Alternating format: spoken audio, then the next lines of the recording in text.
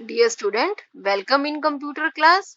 Today we are going to solve section B of chapter 7 OpenOffice Writer 1.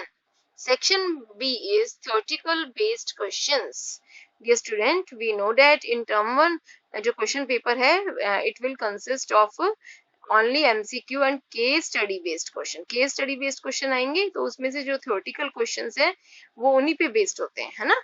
ठीक है, MCQ तो होते हैं लेकिन उसमें जो बेसिक कंसेप्ट है वो आपका थ्योरेटिकल क्वेश्चंस आपको करने पड़ेंगे, उसका कंसेप्ट आपको समझना पड़ेगा. ठीक है. Question number 1 is what are word processor, give some examples. Word processor क्या होते हैं?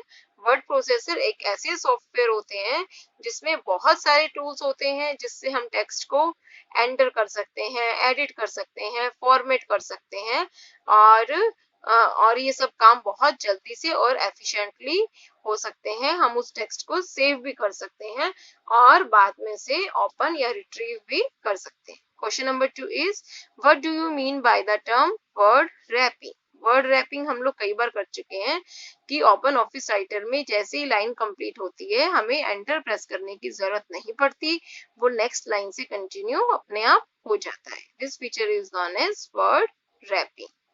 Question number 3 is while entering text with writer, which key marks the end of a paragraph.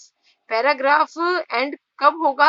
When we press enter key. जब हम enter key को press करेंगे तो जो है new line will be considered as new paragraph.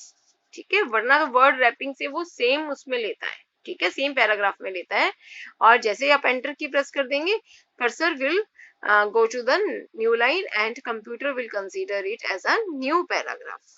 Question number 4 is what are the non-printing characters and how will you be able to see them in writer.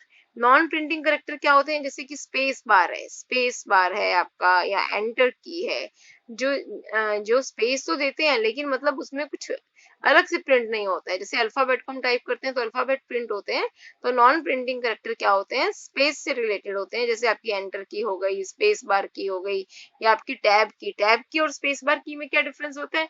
Space bar की को आप एक बार दबाएंगे सिर्फ एक स्पेस प्रिंट हो, एक space होगा. ठीक है, दोबारा दबाएंगे एक स्पेस.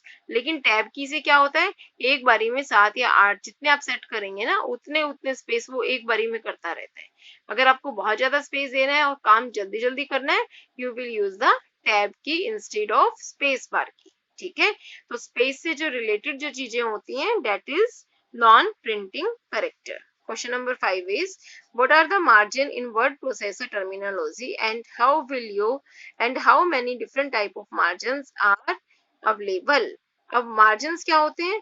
margins ये होते हैं कि जैसे आपका जो है पेज के एज से टेक्स्ट आप स्टार्ट कर रहे हैं उसके बीच का जो गैप है वो क्या होता है? मार्जिन. जैसे आपकी नोटबुक में रजिस्टर में मार्जिन होता है.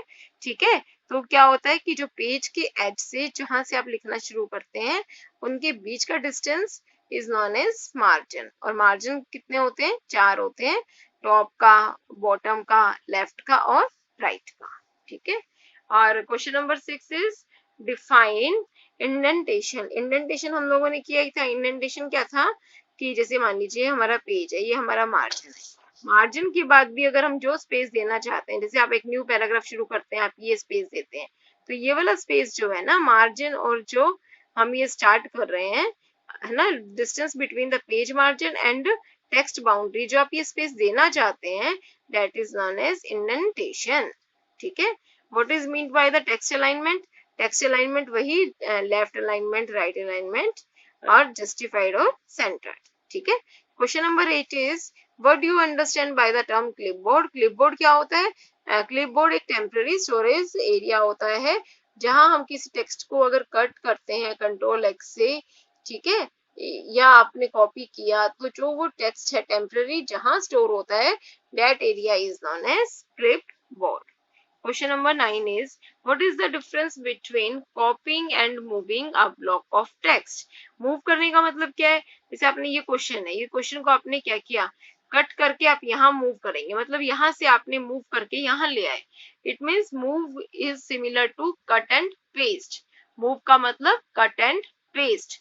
और कॉपी का मतलब क्या होता है, अगर आपको यही सेम चीज यहाँ भी चाहिए तो आप कंट्रोल सी और कंट्रोल वी यूज करेंगे। मूव की शॉर्टकट की क्या हो जाएगी, कंट्रोल एक्स और कंट्रोल वी, और कॉपी की क्या हो जाएगी, control C and control V. ये आपके एमसीक्यू में आ सकता है, it is very important question. Question number 10 is what is mean by formatting a document.